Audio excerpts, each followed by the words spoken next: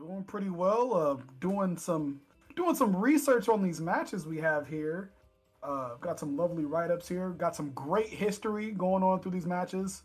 Looks like a lot of these guys have played each other previously last year. So we got some revenge on the plate today for a lot of these matches, man. We got a couple of undefeated people too going into matches. So only one person's gonna leave that set undefeated, man. Yeah, no doubt about that. I think the great thing about some of these collegiate events, is that it's shining light on players that probably wouldn't get as much recognition had we not been in an online era.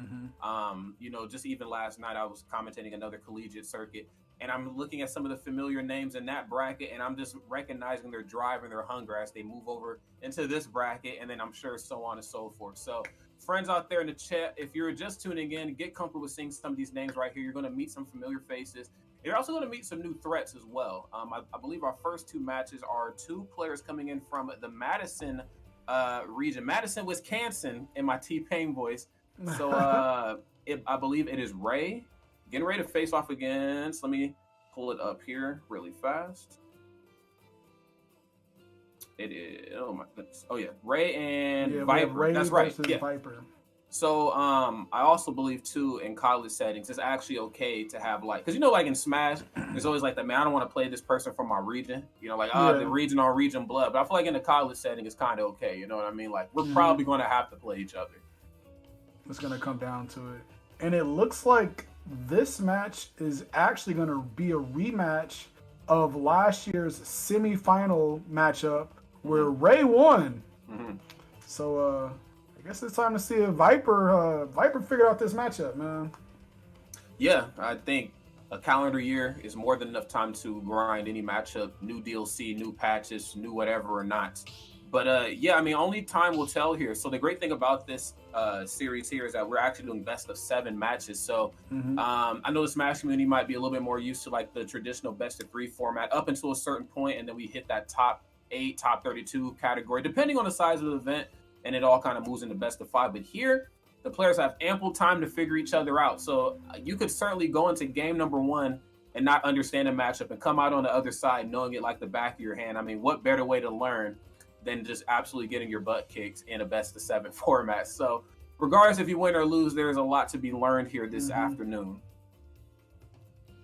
All right. And furthermore, I believe Ray is coming into this. He's coming into this set undefeated for the season. And then Viper is coming into this set with only 1 loss. So 2 guys that have been pretty dominant throughout the season. That's right. Wait, did I just see that? Oh, my goodness. Talk about kicking this match off as silly as it can be. We got a double. Oh, Lord. Double hero. All righty. Well, of course, the good old-fashioned standoff here as both players run through their spells. Oof. Hey, they're going straight at it too.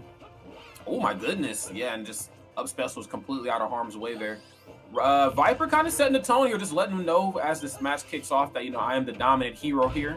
Okay, there's only enough room for 1 hero in this multiverse. Oh my goodness, F smash right at the ledge could have certainly been enough to do it. The standoff. Oof. Viper's going for a lot of risky moves here, man. A lot of slow but powerful attacks coming out. Yeah, and that might just be kind of Hero in a nutshell. It's kind of hard for a hero to kind of tangle back and forth in the neutral, especially when he's pitted up against another hero here. The best thing about this character is that, as aggressive as they can be in small bursts and in small moments, there is actually a lot of time to just really sit back and try to figure your opponent out. I mean, chances are the person you're playing against is already going to show you a lot of respect because they don't want to run into anything that you do by mistake. They don't want to get hit by any one-hit kill moves. Whew. Hero is definitely a character that's known to kill players at 50. That's right. Oof. Oh, some spaghetti in the up throw there. Getting rid of that first stock. Yeah, I sometimes forget that Hero does have a bit of a kill throw, some of those later percents. But then, then you also have to ask yourself, if the percent was so late, anything's really a kill throw at this point. And then you got to sit there and look at the buffs, too. And it's just like, all right, man. Yeah, that's one of the things that gets me. Ooh, all right, getting punished for pulling out the menu. Got the buff he wanted, but not the outcome. Yeah, and that's kind of the unfortunate aspect about this character, man, is that, you know, thinks, oh my God, great roll there. Forget what I was getting ready to say. I love that precision just right off of the ledge. I mean, it might not seem like a big deal, but honestly, for those of us who are just introduced to Hero, man, or who have ever played, you know, his game, their game, excuse me, there's more than one hero in this, you know, you just run the risk of getting critted. And that's just what you don't need, especially in a match, oh my goodness, like this. Caught him slipping. Can't jump around for too long. Okay, I do have some anti-airs of my own. Okay, down throw. Great forward air. Looking for a light throw with up smash. Up smash doesn't quite have a scoop on it, but it is very powerful if you can actually connect it. Oh, jeez. Man. Okay, giving himself some space to get back onto the stage. Viper does have a lot of ground to make up here. Trying to win in this first game. Yeah. You know, when it's Hero, you sometimes got to question, like, how much too much ground really is. You know what I'm saying? Like, this is a character that could absolutely obliterate you at 0 if you aren't playing properly. Oh, great. This is great standing jab. They're catching the spot dodge. Really trying to pit Ray down in the corner here. This is really tough. I mean, Ray obviously not doing the hottest right now in this matchup, but is showcasing some great footwork here. And right as I say that, man, a Viper, 84%, still looking pretty good. This is far from... Oh, Lord Jesus. What are we... All right. All righty. We're walking away with wins, man. That's right. Well, to kick this tournament off in a unfamiliar format to most Smashers, we got 2 characters that are very unfamiliar to the stream, at least at this level for sure, and even more unfamiliar that they're going against each other so early in bracket. So, yeah, this, again, really great to see here. I love the fact that we got to see Hero kind of play 2 different ways. You know, we got one that was a little bit more footwork happy. We got one that was a little bit more grounded in the neutral. And when you see those 2 types of play styles collide in the middle, of course, it's going to make for a great viewing experience. So that was game number 1. Let's see how game number 2 is going to play out here. And this is also one of those things, like, so, you know, you see the Hero Ditto and you sit there and wonder, are these guys both really Hero mains? But then you think about, you know, they come from the same college, so there could be, you know, a little bit of playfulness, like, hey, you know, you be talking stuff, you know, saying your Hero is, you know, it's got all that work. Let's do this Hero Ditto real quick. That's right. Let's put it to the test, as these replays are showing us right here. Big shout out to production, of course, Deathwish Coffee, for helping us out there. Oh, yeah, and I'm starting to pick up what you're putting down here. They're just kind of, you know, it's early, so why the heck not? And plus, with, you know, 7 games potentially that are going to be played, and we got time to kind of play around here a little bit. I hate to use that term, but kind of what we're seeing here. Oh, most definitely, man. Oof. All right, up smash is really gonna miss there. All right, let's see if Viper's feeling the juice a little bit more with Dr. Mario. Yes, we will have to see. He's definitely feeling himself a little bit more in this matchup. Yeah, and I mean, again, Viper was more of like the footwork happy hero, so it makes sense, you know, playing a character with great footwork like Dr. Mario, that he seems to be a little bit more at home. Of course, not short on options to put on percent, and certainly not short on options for KOing, but sometimes you don't even have to hit your opponent. They might just do the dirty business for you. Good Lord Jesus Christ, talk about an anti-air there. Up smash is going to shut it down. And just as he took the stock, he's going to lose his stock.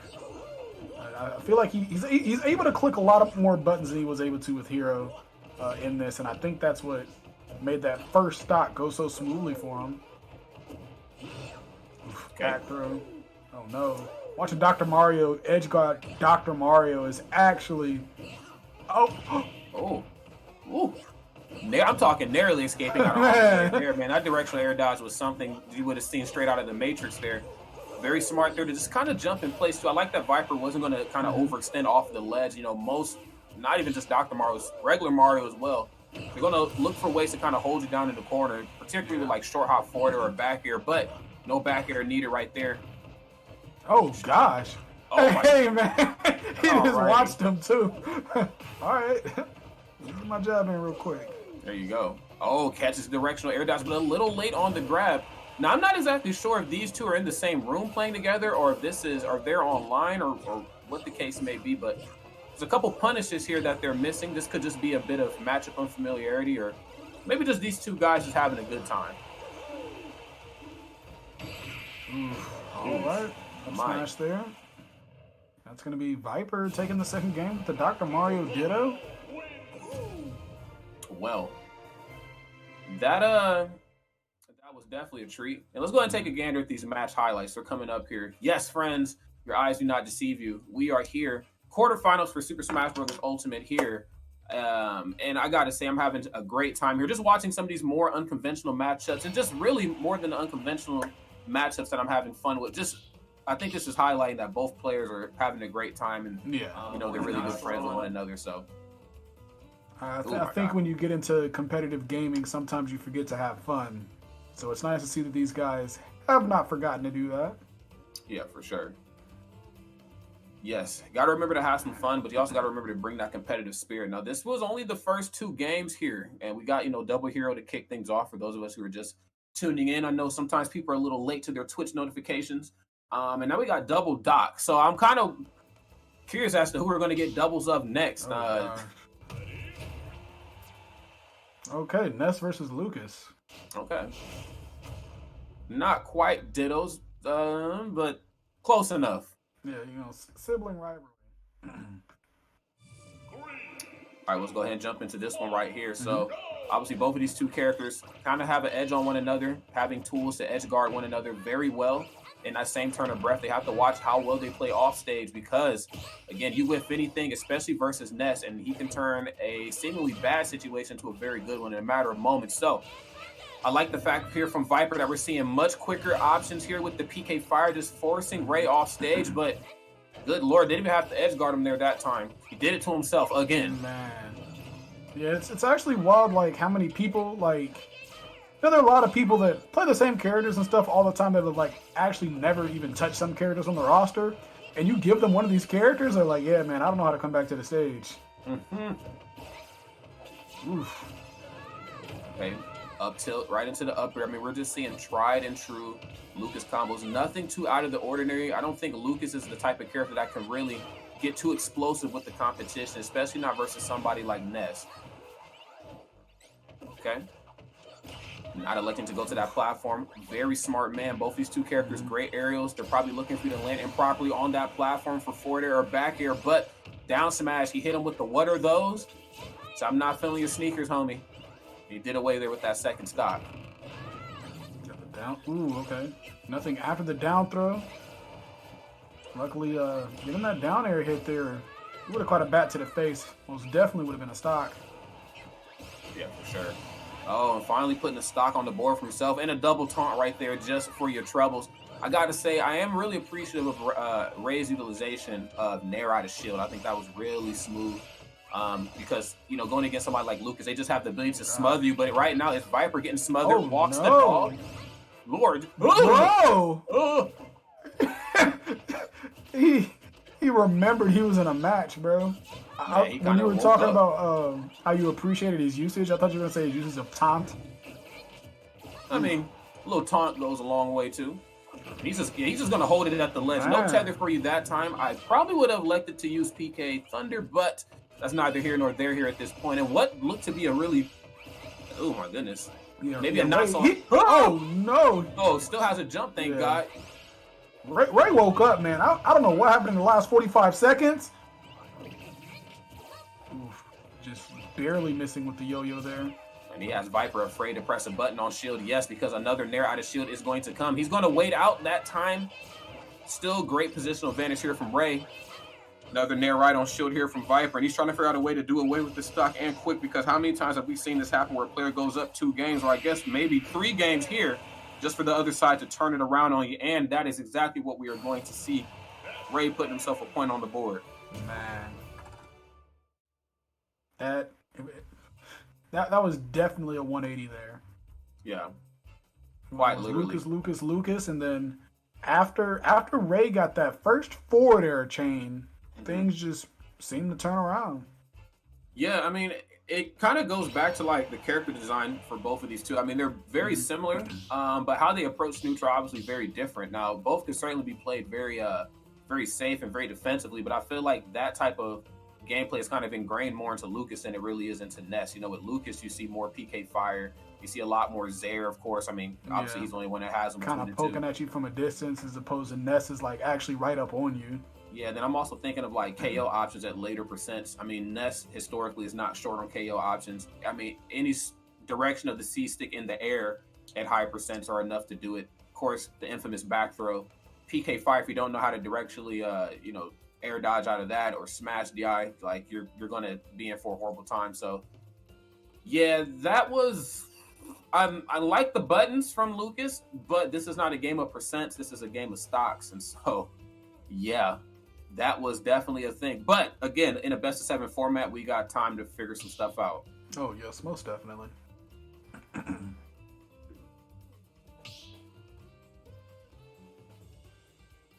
All right, both of these guys probably chatting about which characters they're going to pick next.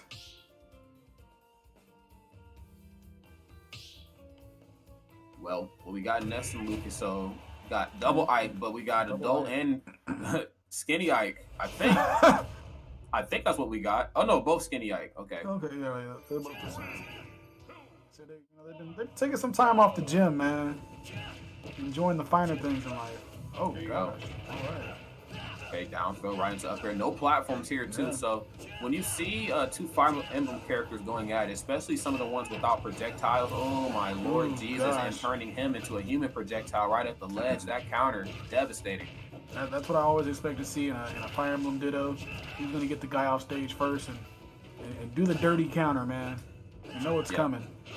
Yeah, it's kind of inevitable here, especially with no platforms. Like, when we talk about Smash Science 101, it's like, you really see it play an effect with Fire Emblem characters because, for one, their approach options are very linear, very easy to counter, or not counter. Well, I guess counter, but also parry some of their moves, too, because of how large a lot of their hitboxes are. Yeah.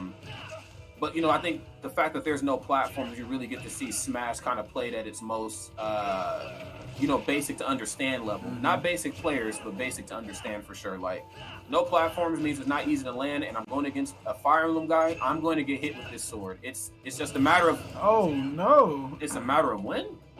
Yeah, Viper giving up that first stock. All right, Ray trying to run off with a little bit of momentum. Never out of it with Ike. Oof.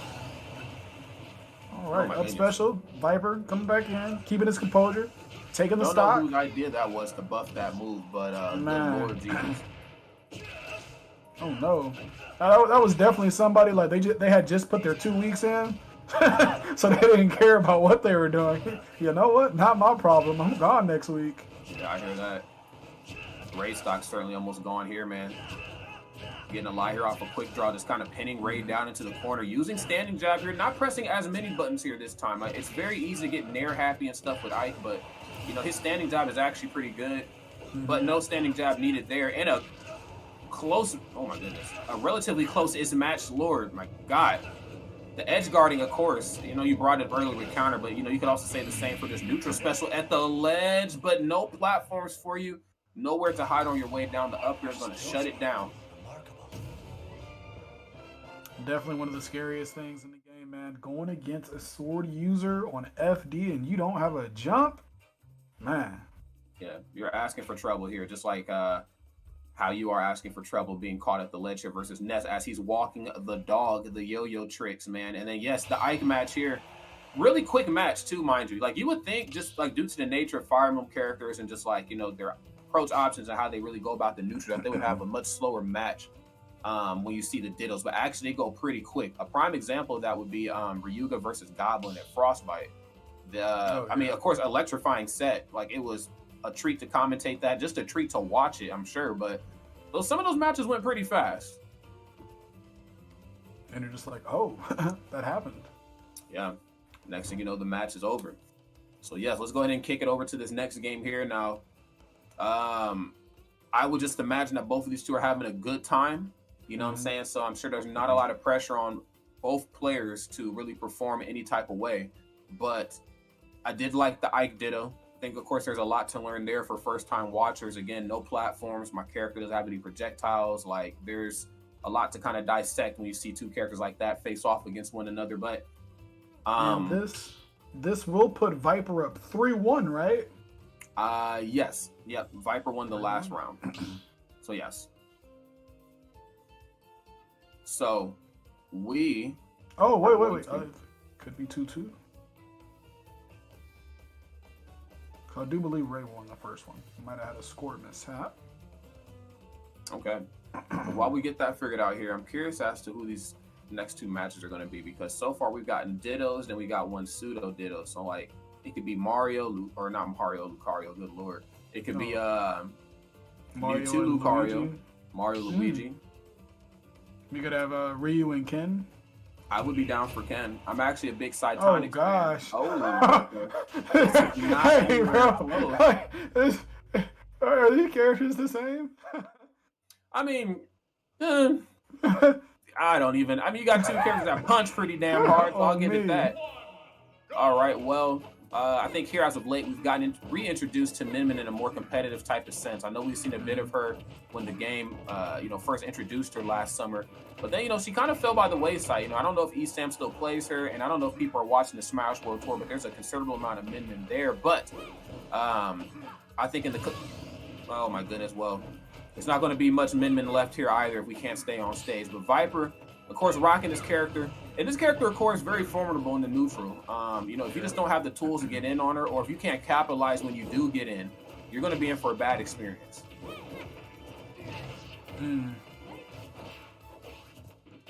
Really making me wonder what up special this knee brawler pick. Very true. So we got flip kick, we got shock put. Oh, you know which one they picked. Yeah. That's the one. Man, the fun one. That's right. Put him right in the blender right there. Okay. No grab for either that time. And this is actually not the traditional type of approach that we should see if you're going to play Min Min. Min Min, I mean, especially versus someone like me, Brawler, who just really gets in and just stays in on the opponent. Good stuff there. That's what you need to see. Min Min has tools that can really expose some of, me, Brawler's weaker points. Oh, yeah, goodbye. Oh, Good man. Lord. My Lord. As I was just going to mention how Min Min excels in taking advantage of people's recovery options. Me, Brawler doing the same thing there, man. He's like, you know what? I got another stock. You're off stage.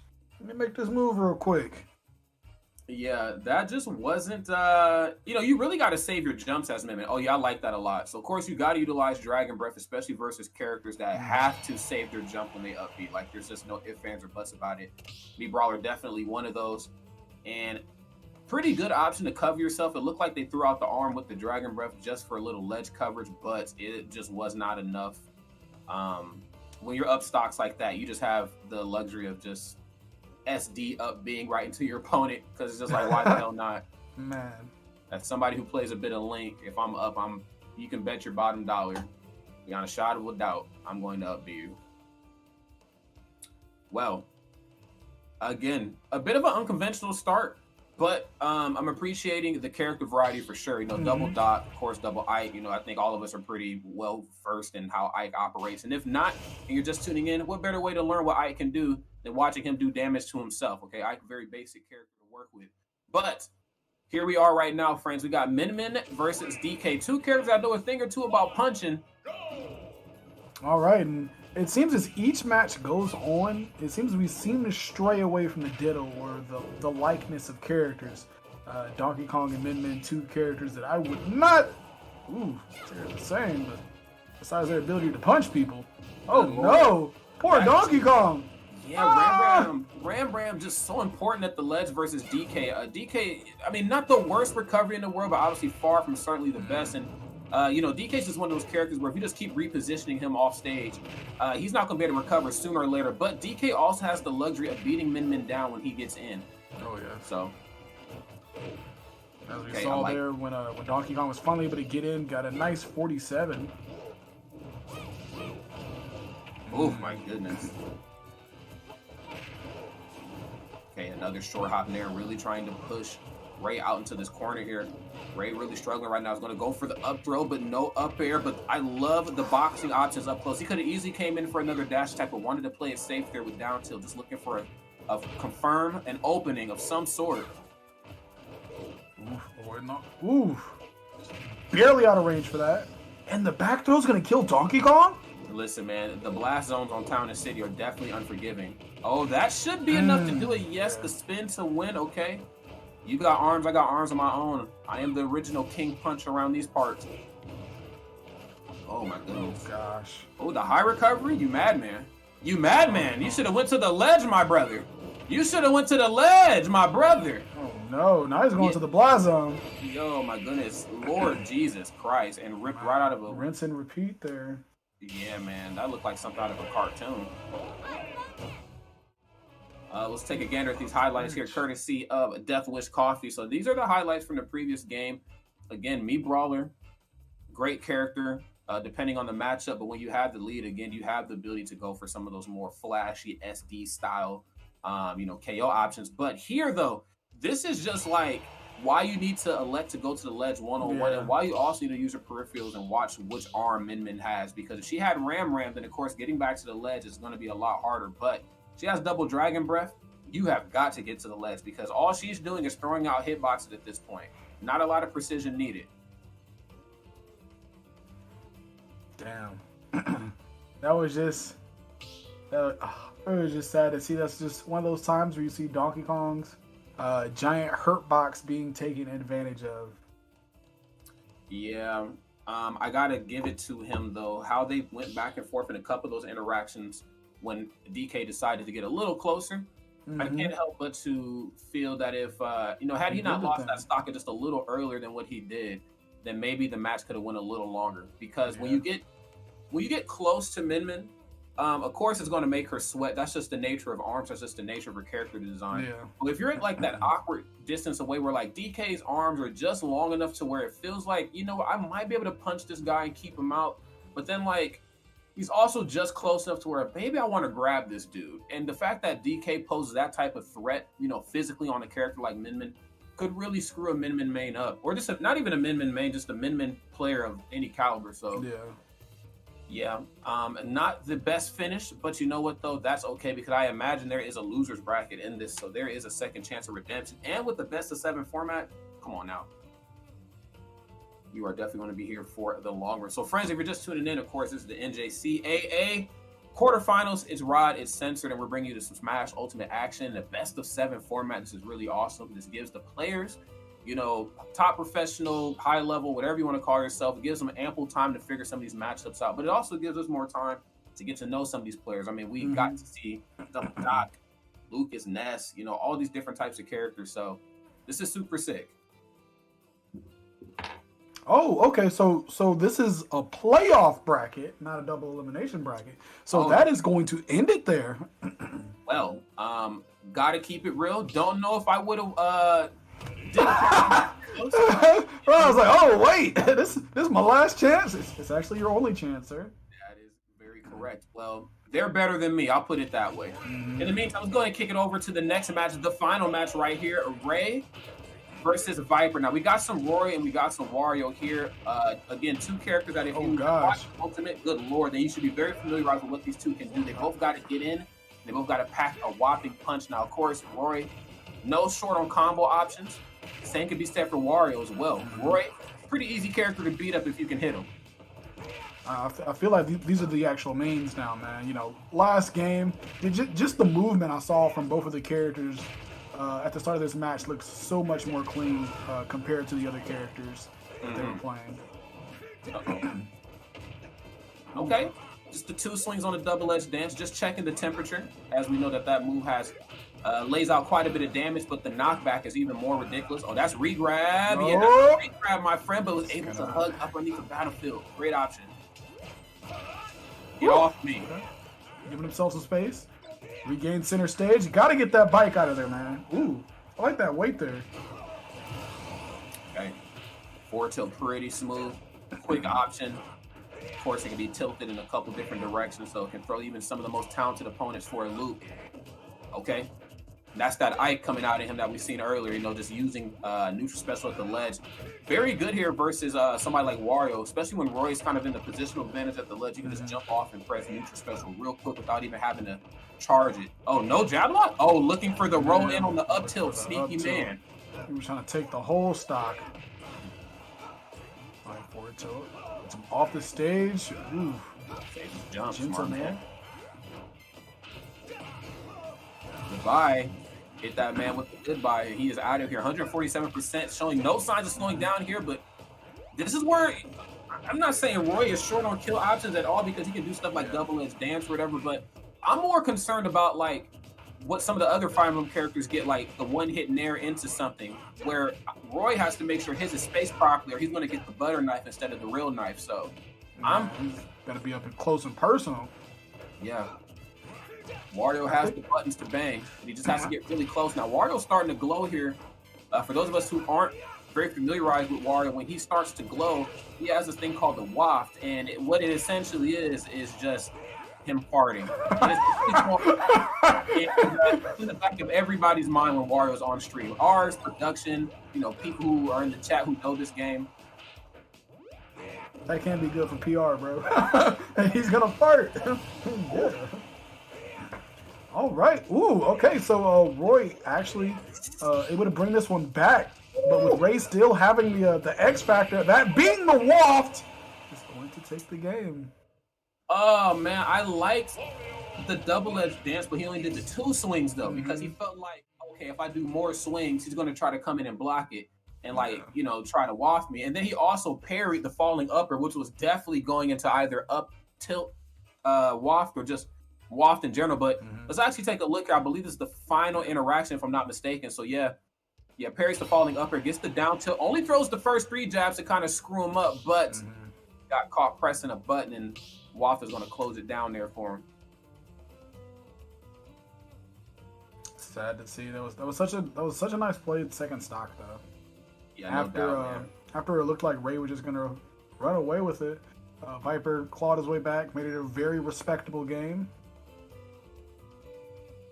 But he is going to move on to the next portion of bracket, which will be played tomorrow. I think with it being a little more serious part of bracket, we'll probably see a couple more games of that Wario. Yeah, I would imagine. I would imagine. The Wario was really clean. Both characters were really clean. I think both characters, of course, aren't short on kill options at later percents. Or on it, let's keep it a stack. Not even later percents, like really mid percents. They can kill you pretty quickly. But when I think of those characters, they are very conversion based, and it's very detrimental to both of them. You know what I'm saying? When they can't get that one hit into the second hit. Wario, of course, being such a short and stubby character, there's going to be matchups where he can't quite get in as easily. So he has to kind of pick his points a little bit better.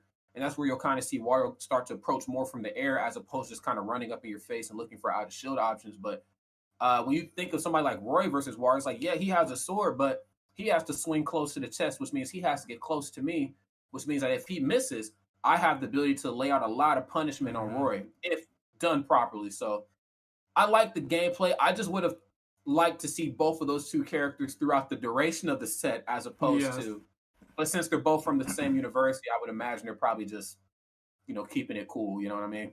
Oh yeah, they're just happy to see one of their own, one of the wolf pack is moving on.